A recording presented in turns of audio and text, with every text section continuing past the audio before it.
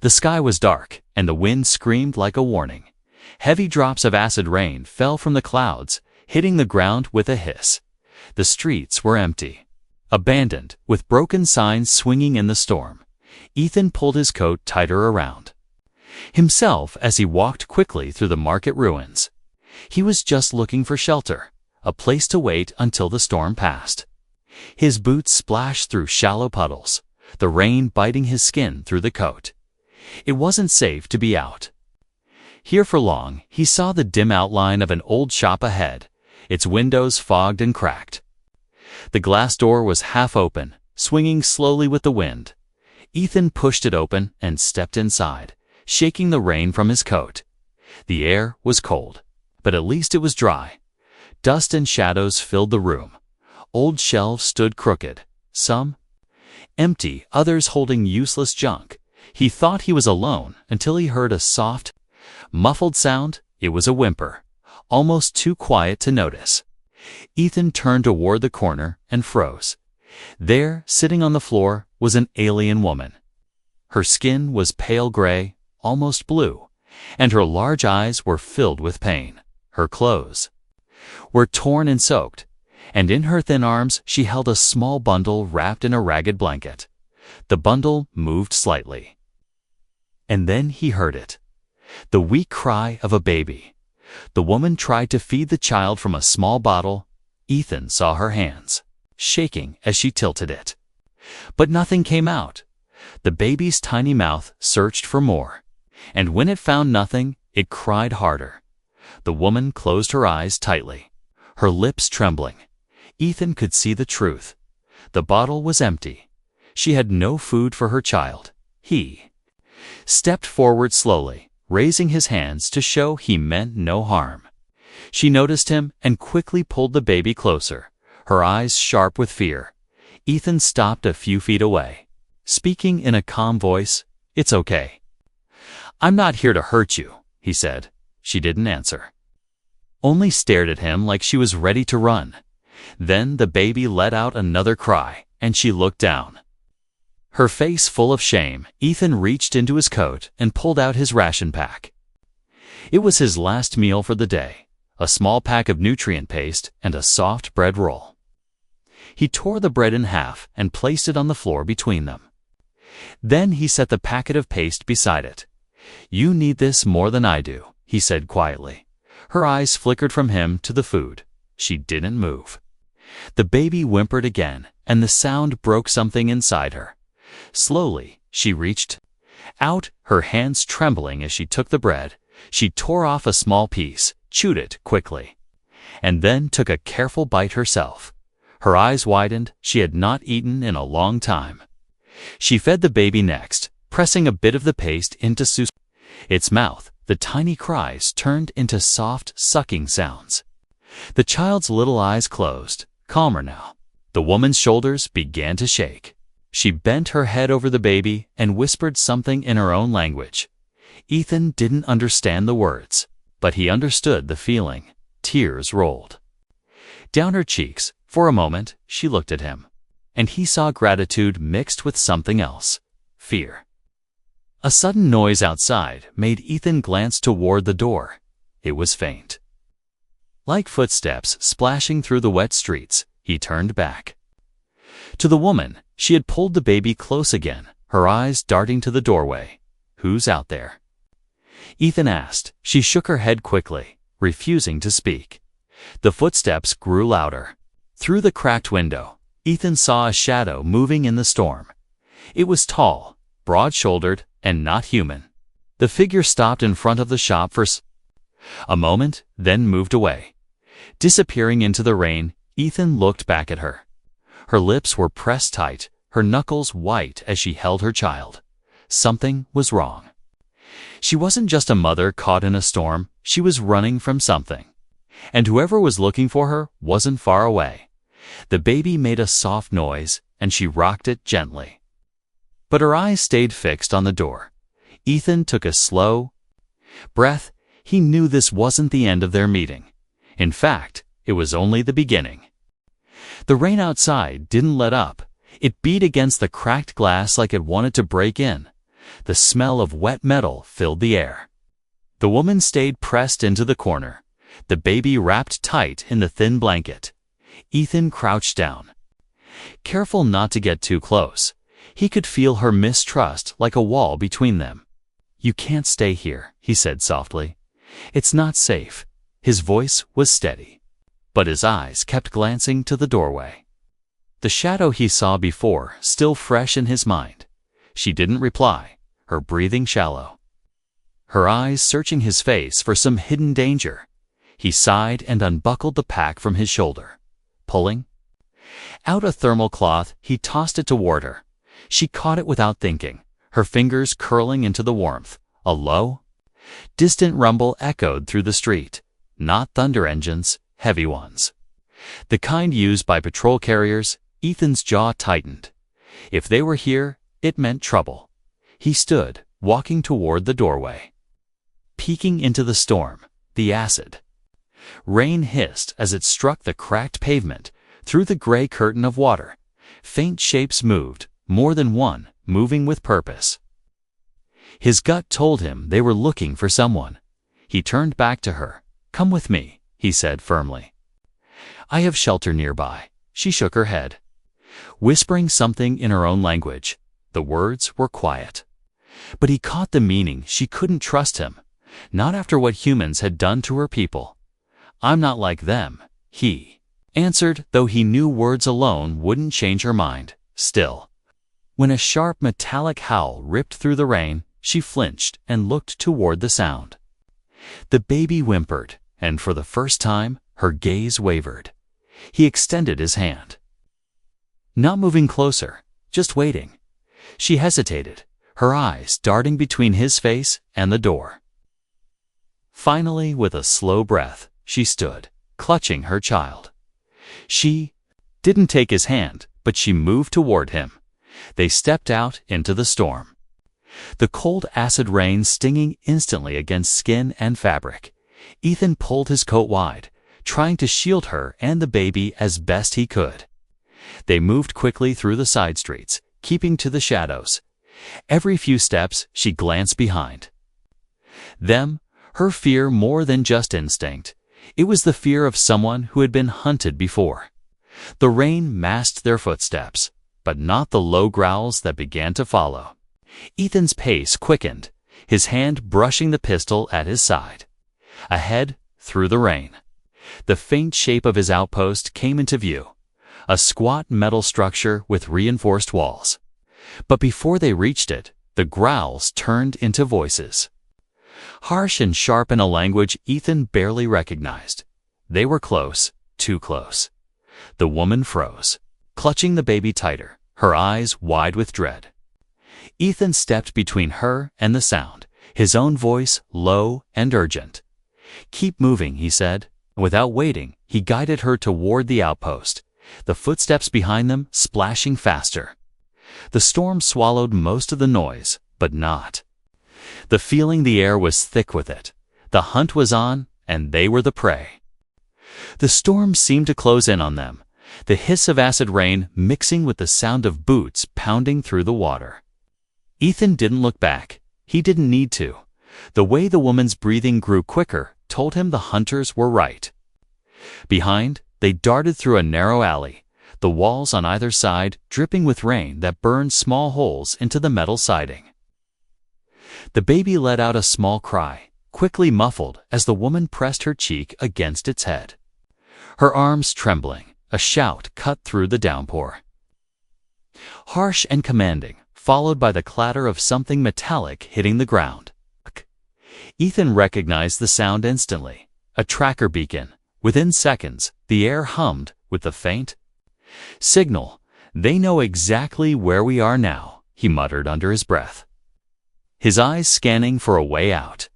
Ahead, the alley split into two paths, one leading toward the brighter main street, the other descending into a half-collapsed drainage tunnel. "This way," he said, pulling her toward the darker path.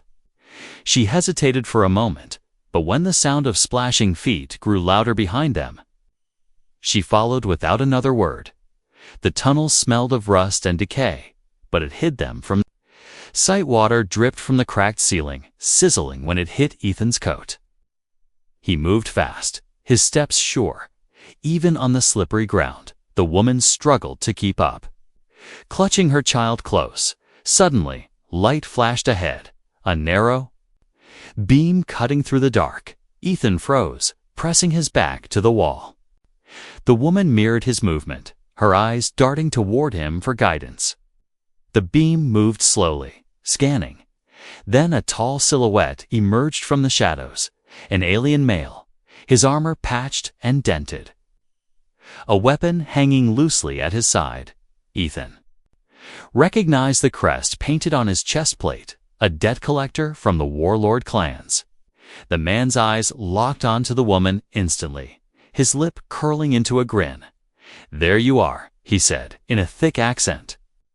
Taking a step forward, Ethan stepped in front of her, his hand resting on his pistol grip. "She's not going with you." His voice was calm, but his muscles were tense. "Ready?" The alien's grin didn't fade. Instead, he tilted his head as if amused. "You don't understand. Human, she belongs to us. Her debt is ours to claim. And so is the child."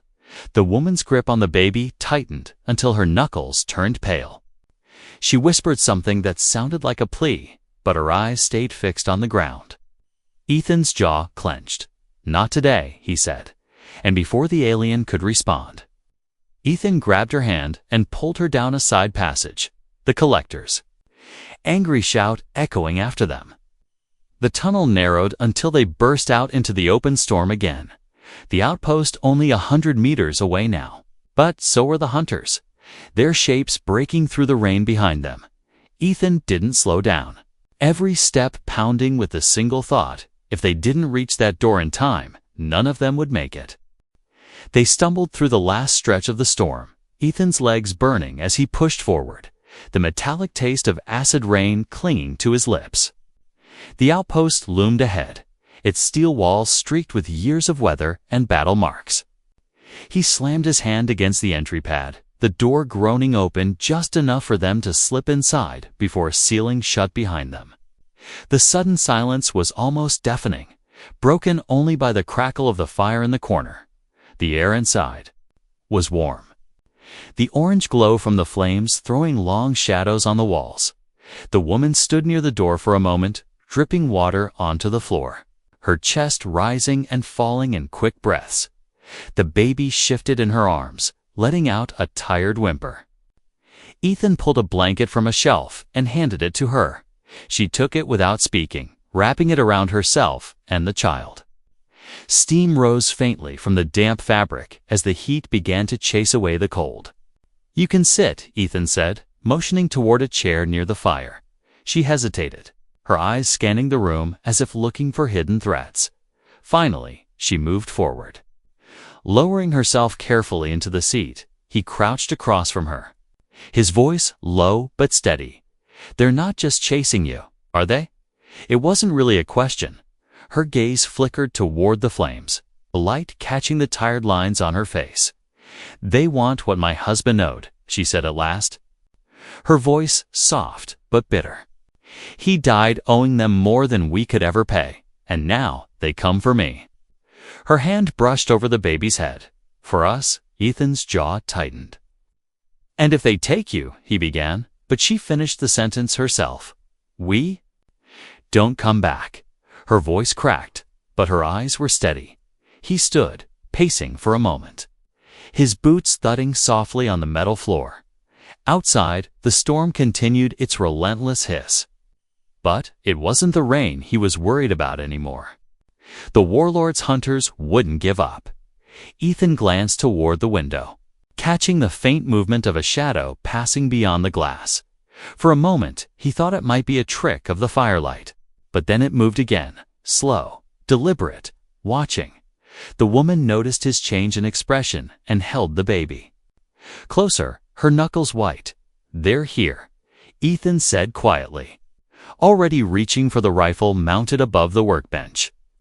The weight of it familiar in his hands, the shadow outside disappeared, replaced by the distant hum of engines circling. In the storm, this wasn't over. In fact, it was about to get much worse. The hum outside grew louder until it was a steady vibration through the metal walls. The woman's eyes darted to the window, her breath quickening. Ethan moved slowly toward the narrow viewing slit, careful not to make himself a clear target. Through the blur of acid rain, he saw it, a hovering drone, its dark shell marked with the Warlord clan's crest. The red lights on its frame pulsed like a heartbeat.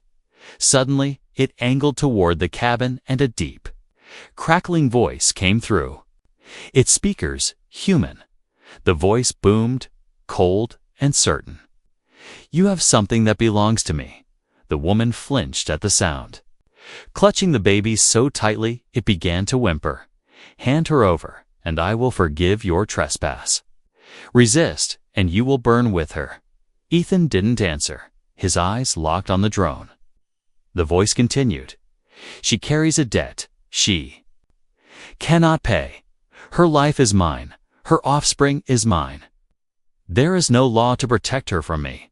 The woman's breathing turned shaky, tears brimming in her eyes. Ethan stepped forward so the drone's camera could see him clearly. "You're not taking her." His tone was low but sharp. "And if you come for her, you'll regret it."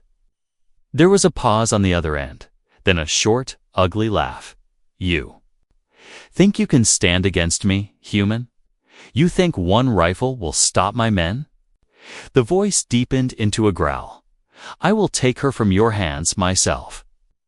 The drone tilted, almost like it was nodding, then slowly drifted backward into the rain, vanishing into the storm. Ethan didn't relax. He knew what came next. The engines outside shifted position, surrounding the cabin. The woman looked at him with wide, desperate eyes. "They will kill you," she whispered, but he shook his head. "Not before I make them regret stepping onto my land." He moved to the shelves, pulling down ammunition and spare power cells, sliding them into his belt with practiced hands.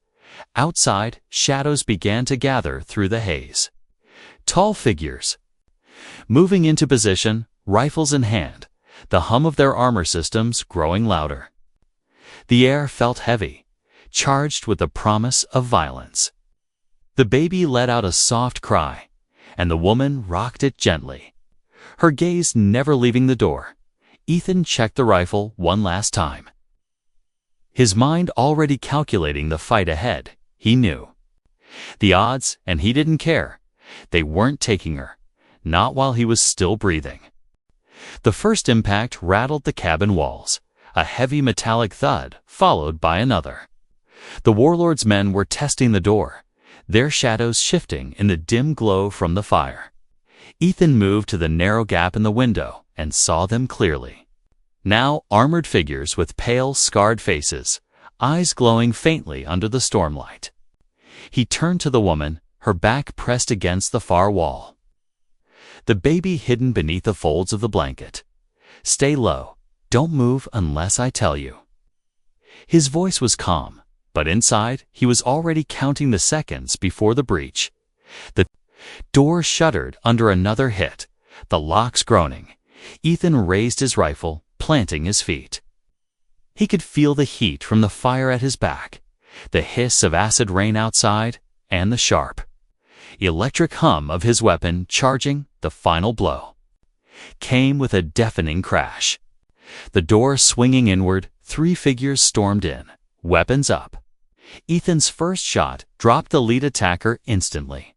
The second lunged forward but caught a burst of fire to the chest, sparks flying as his armor failed. The third man hesitated. For just a fraction of a second, enough for Ethan to close the gap and smash the rifle butt into his helmet, sending him sprawling to the floor. But more were coming, their footsteps pounding against the wet metal outside. The woman gasped as another figure slipped through a side window, its boots dripping acid rain onto the floor. Ethan spun and fired without hesitation, the blast throwing the intruder backward into the storm. Outside, shouted orders echoed over the rain. They were regrouping, circling. He could feel the heat of adrenaline pushing through his veins. He reloaded quickly. His ears tuned to every sound. The baby began to cry, its tiny voice cutting through the noise like a knife. The woman clutched it tighter, whispering soft words. Ethan risked a glance at her, their eyes meeting for a brief moment, a silent promise that he wasn't going to let them take her. Then the wall to his left shook violently, a breach charge set against it. He dove forward, dragging the woman and child down just as the explosion tore a hole through the metal. Smoke and sparks filling the room, silhouettes stepping through. The gap, weapons raised. Ethan gritted his teeth. The fight wasn't over. Not yet. The smoke hung thick in the air, stinging Ethan's eyes as shapes moved through the breach. The hiss of acid rain outside, mixing with the hum of charging weapons. He raised his rifle and fired into the shadows, each shot lighting the room for a heartbeat, revealing armored bodies falling one by one. The woman crouched low behind the overturned table, shielding the baby, her eyes wide but steady now. The fear was still there, but something else had taken root. A spark of hope. Ethan ducked behind the doorway as a volley of plasma bolts tore into the wall beside him. The metal glowed red where the shots hit. He could smell the burning paint. His breathing was heavy, each inhale tasting like smoke and ash when the last two attackers pushed forward. Ethan didn't give them the chance to aim. He charged, slamming into the first man and sending him crashing into the fire pit. The second swung his weapon up, but Ethan's knife was already in his hand. A quick, sharp strike, ending the fight. The sudden silence was almost unreal. Only the rain outside remained. Hissing against the roof, Ethan lowered his weapon slowly, scanning the room. The floor was littered with bodies, steam rising from there. Armor as the acid rain crept through the holes, the woman rose from behind the table. Clutching the baby close, she stepped toward him carefully, her voice trembling. "It's over?" she asked. Ethan gave a slow nod, wiping the sweat from his forehead. "For now," he said. Though he knew the warlord wouldn't forget this, she stopped in front of him, looking at his bloodied hands, then back into his eyes. "You saved us," she whispered, a tear slipping down her cheek. "I have nothing to give you, but if you'll allow it, I will stay. I will care for you as you cared for us." Ethan didn't answer right away. Instead, he looked at the tiny face of the baby, now asleep in her arms, for the first time in years. The cabin didn't feel empty. The silence didn't feel cold. Outside, the storm began to fade, the distant hum of enemy engines retreating into the night. Ethan knew there would be more fights ahead, but as he looked at the woman and child, he felt the weight of his decision settle in. They were safe, and as long as he lived, they would stay that way.